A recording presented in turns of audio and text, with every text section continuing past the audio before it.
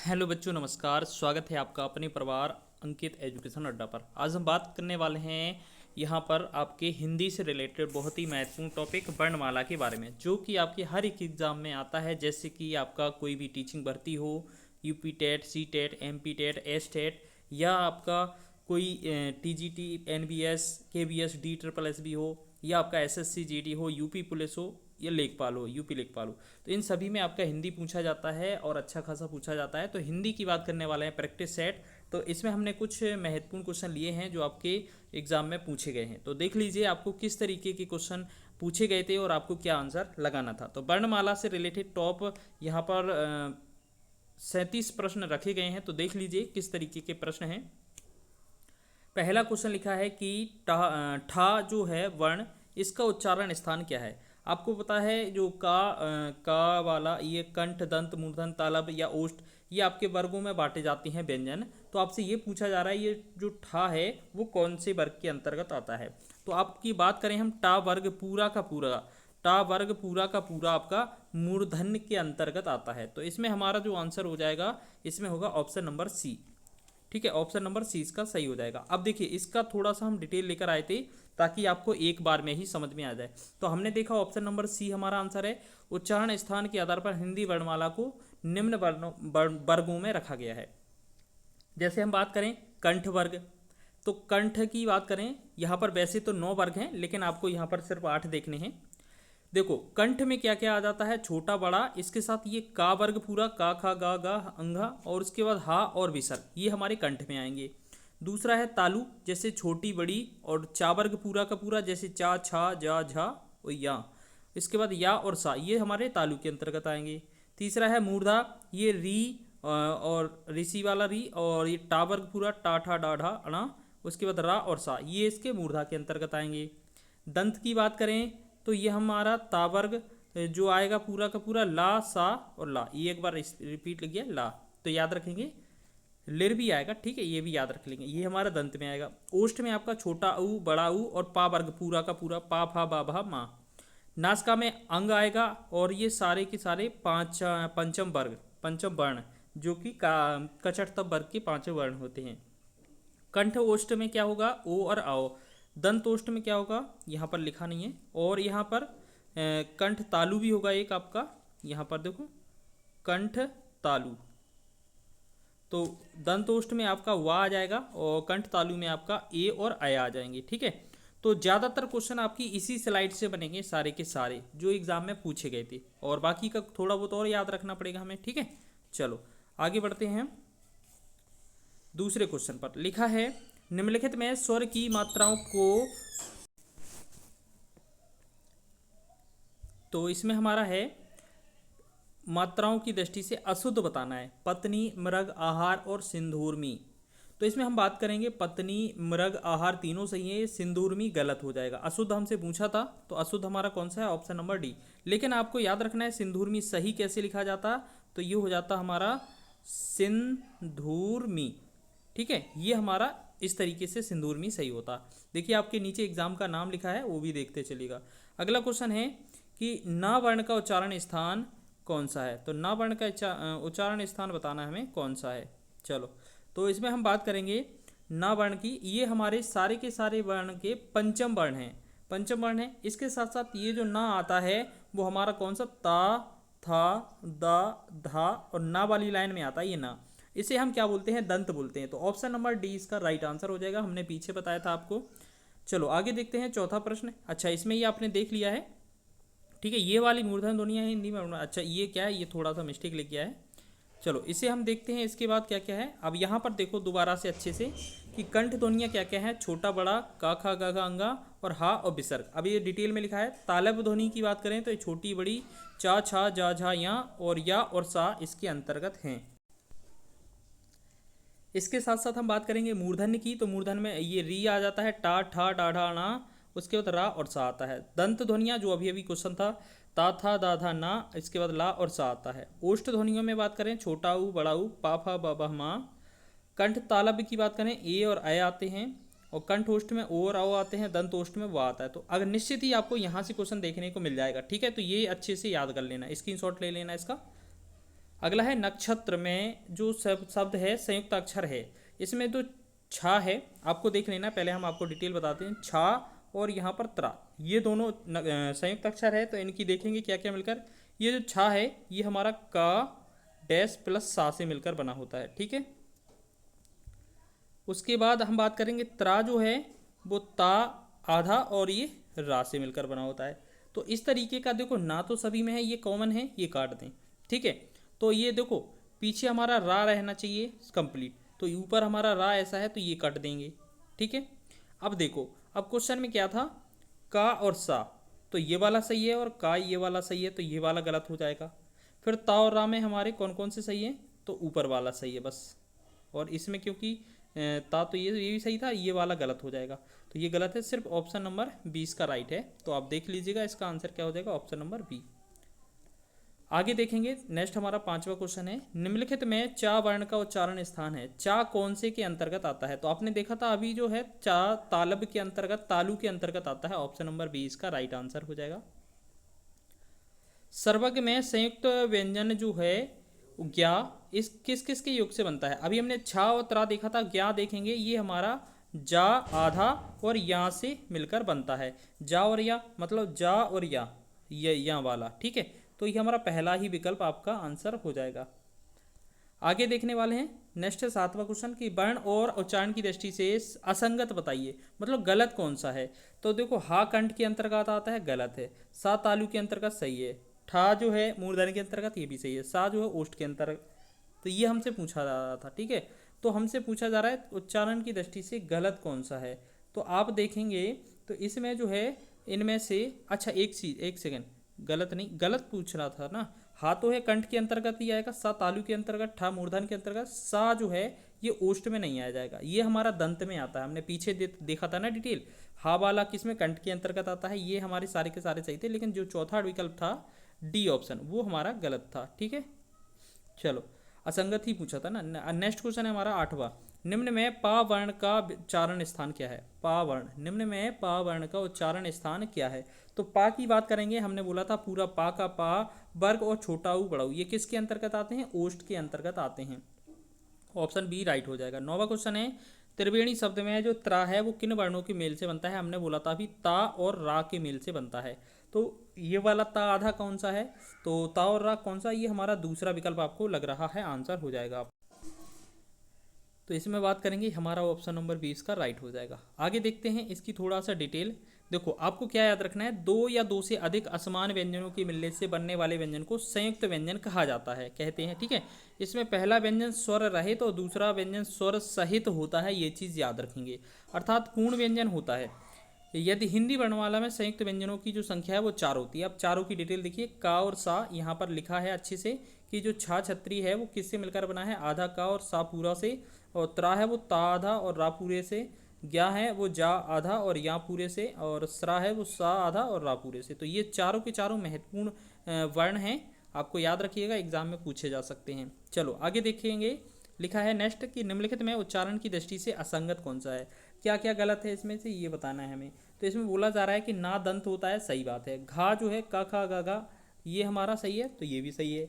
इसके बाद या जो है मूर्धन्य होता है, नहीं, या नहीं होता है, ठीक है। या जो होता है तालु होता है, तो इस प्रकार हमारा तीसरा विकल्प सही हो जाएगा। लेकिन बा ओष्ठ होता है, ये भी सही है, और ये वाला बा नहीं है, ठीक है। चलो सही है, वा वाला यही तो है ना, सही है, बा वाला ये भी सही है। मतलब या वाला ये जो क्वेश्चन था ना, ये गलत है आपका तीसरा विकल्प, तो यही आंसर हो जाएगा हमारा। नेक्स्ट क्वेश्चन है, छा किन वर्णों के संयोग से बनता है। तो आप डायरेक्ट ही छा छत्री बता देंगे कि का और सा से मिलकर बनता है, ऑप्शन ए इसका राइट हो जाएगा। चलो आगे है, ढा किस वर्ण किस वर्ग का है। तो ढा की बात करेंगे तो टा ठा डा ढा अणा, तो ये ढा वाला टा वर्ग के अंतर्गत आता है, तो इन्हें हम मूर्धन्य कहते हैं, याद रखेंगे आप। चलो आगे देखेंगे, भाषा की सबसे छोटी इकाई की पहचान निम्न विकल्पों में से कीजिए। तो भाषा की सबसे छोटी इकाई क्या होती है, आपको पता है ध्वनि होती है, ठीक है। चलो आगे देखेंगे, नेक्स्ट क्वेश्चन है, ज्ञा वर्ण किन वर्णों के संयोग से बनता है। तो डायरेक्ट आपको पूरा पढ़ने की आवश्यकता नहीं है, ज्ञा वर्ण देखना है। तो ज्ञा हमने अभी देखा है, जा प्लस यहाँ से मिलता है, तो ऑप्शन ए ही राइट हो जाएगा। आगे देखेंगे हमारा पा किस तरह की ध्वनि है। तो आपने देखा था पूरा पा वर्ग या छोटा ऊ बड़ा ऊ, और पूरा पा फा बा भामा, ये पा पूरा का पूरा वर्ग, ये किसके अंतर्गत आते हैं, ओष्ठ के अंतर्गत आते हैं। तो इसका right answer option number C होगा। देखो हमने सिर्फ 2 ही डिटेल बताई थी, उसी में से क्वेश्चन बन रहे हैं अधिकतर, और हर एक टीचिंग एग्जाम में ये पूछे जाते हैं। इसके साथ साथ उत्तर प्रदेश पुलिस लेखपाल में भी ये पूछे जाते हैं। किसी स्वर की सहायता से उच्चारित होने वाले वर्ण क्या कहलाते हैं? अब देखो, स्वर की सहायता से उच्चारित होने वाले जो वर्ण हैं उन्हें हम क्या कहते हैं? व्यंजन कहते हैं। और स्वर स्वर जिसमें ना हो तो वो फिर बनेगा नहीं इसमें, ठीक है। हर एक व्यंजन में स्वर जरूर पाया जाता है, याद रखेंगे। जैसे आप करेंगे का जो है, इसमें क्या करेंगे, का जो है वो का प्लस आ से मिलकर बना है, ठीक है। या कोई भी व्यंजन है वो हर एक चीज़ स्वर से मिलकर बनी है, ठीक है, याद रखेंगे। चलो, तो इसमें हमसे यही पूछा जा रहा था कि इसका आंसर क्या हो जाएगा, तो व्यंजन इसका राइट आंसर हो जाएगा। व्यंजन बिना स्वर की सहायता से बोले नहीं जा सकते, याद रखेंगे। चलो, वर्तमान हिंदी किसी लिपि में लिखी जाती है? वर्तमान हिंदी है वो किस लिपि में? अच्छा, एक चीज़ और याद रखना, तो ऐसे कौन से हैं जो सिर्फ स्वर से, अगर हम बात करें केवल स्वर अकेला स्वतंत्र हो तो वो तो स्वर होते हैं, लेकिन व्यंजन कभी स्वतंत्र नहीं होते हैं, वो हमेशा स्वर की सहायता से बोले जाते हैं। अब इसमें हमसे क्या बोला जाता है कि हिंदी जो है वो किस लिपि में लिखी जाती है? तो हिंदी की बात करें वो देवनागरी लिपि में लिखी जाती है। ऑप्शन डी इसका राइट आंसर हो जाएगा। क्वेश्चन है अगला 18वां कि माँ किस प्रकार का वर्ण है? 18वां क्वेश्चन है, माँ किस प्रकार का वर्ण है? तो ओष्ठ इसका राइट आंसर हो जाएगा, सी इसका सही विकल्प हो जाएगा। आगे देखेंगे हम, नेक्स्ट क्वेश्चन है हमारा 19वां, उच्चारण स्थान के आधार पर हिंदी व्यंजनों को कितने वर्गों में रखा जाता है? निम्न में से सही विकल्प को चिन्हित कीजिए। तो इसका राइट आंसर क्या हो जाएगा? 9। ऑप्शन नंबर सी इसका राइट आंसर हो जाएगा, ठीक है। 9 वर्ग थे जो हमने पीछे बताए थे। उस मूल ध्वनि, देखो इसमें लिखा है उस मूल ध्वनि को जिसके खंड ना हो सकें उसे क्या कहते हैं? तो आपको पता है हमने क्या बोला था, आपको वर्ण याद रखना है। जैसे हमने देखा आपका कोई भी वर्ण है उसका खंडन ना किया जा सके, ठीक है, तो वो क्या कहलाता है? हमारा वर्ण कहलाता है। चलो, ऑप्शन नंबर सी इसका राइट आंसर हो जाएगा 20 का। अगला क्वेश्चन है हमारा, निम्न में से संयुक्त व्यंजन कौन से हैं? तो संयुक्त व्यंजन की संख्या की बात की जाए तो 4 हैं, जिनमें से कौन सा आता है? छ, त्र, ज्ञ और स्र। तो आपने देखा कौन कौन से हैं, इसमें हमारा छा तो लग ही रहा है, तो यही आंसर इसका हो जाएगा। ऑप्शन डी इसका राइट है। 22वां क्वेश्चन है, फा जो वर्ण है वो इसका उच्चारण स्थान क्या है? तो आपने देखा था पा, फा, ब, भा और मा, ये जो है ये सारे के सारे जो हैं वो किसके अंतर्गत आते हैं? तो आपने देखा था इसका राइट आंसर हो जाएगा ओष्ठ के अंतर्गत आते हैं। ऑप्शन डी इसका राइट आंसर हो जाएगा। आगे हमारा 23वां क्वेश्चन, अनुनासिक व्यंजन कौन से होते हैं? तो इसका राइट आंसर हो जाएगा आपका वर्ग का अनुनासिक लास्ट वाला, वर्ग का पंचमा अक्षर, यानी कि लास्ट का। ऑप्शन नंबर डी इसका राइट हो जाएगा। जैसे का, खा, गा और घा, फिर अंगा, ये है ना। तो ये जो पांचों वर्ण है ना सारे, जैसे चा वाले का भी है, या है, ठीक है, ऐसे टा वाले का भी है, अणा है। तो ये जो वर्ण है ना लास्ट वाले, इन्हें हम पंचम अक्षर बोलते हैं वर्ण का, ठीक है। इन्हें नासिक व्यंजन भी कह सकते हैं, अनुनासिक व्यंजन। तो इसका आंसर ऑप्शन नंबर डी इसका सही हो जाएगा। आगे देखेंगे मूर्धन्य ध्वनियाँ कौन सी हैं? मूर्धन्य का मतलब है कि जिसमें हमारी जीभ लौट जाती है, और हमने देखा था ये टा वर्ग पूरा का पूरा मूर्धन होता है। तो ये सारे के सारे ये ऊपर वाले गलत है, ये बीच वाला बी ऑप्शन इसका राइट आंसर हो जाएगा। आगे है हिंदी वर्णमाला में घा जो है वो किसके अंतर्गत आता है? तो आपने देखा था का, खा, गा और घा और अंगा। तो हमने देखा था ये पहला ही वर्ग था का वर्ग। का वर्ग को हम क्या बोलते हैं? व्यंजन के अंतर्गत आते हैं, बोलते हैं ना। तो ये हमारा क्या है? इसका राइट आंसर हो जाएगा व्यंजन। तो ऑप्शन नंबर 20 का राइट आंसर हो जाएगा। आगे हमारा क्वेश्चन 26वां, महाप्राण किसे कहते हैं? तो महाप्राण जिसमें ज़्यादा वायु निकलती हो। देखो ज़्यादा वायु कहाँ लिख रहा है? कम लिख रहा है, अधिक श्वास अधिक और श्वास कम। तो आपने देखा यहाँ पर अधिक श्वास, और देखो पहली बात तो ये शब्द का नहीं होना चाहिए, तो शब्द तो पहले ही गलत हो जाएंगे, ठीक है, शब्द का नहीं होना चाहिए, ठीक है ना। फिर उसके बाद हमें क्या करना है, जिन वर्णों के उच्चारण में महा लिखा है तो अधिक और अल्प लिखा होता कम। अगर इसी में पूछा जाता कम श्वास निकले तो ये हमारा अल्प प्राण हो जाता, ठीक है।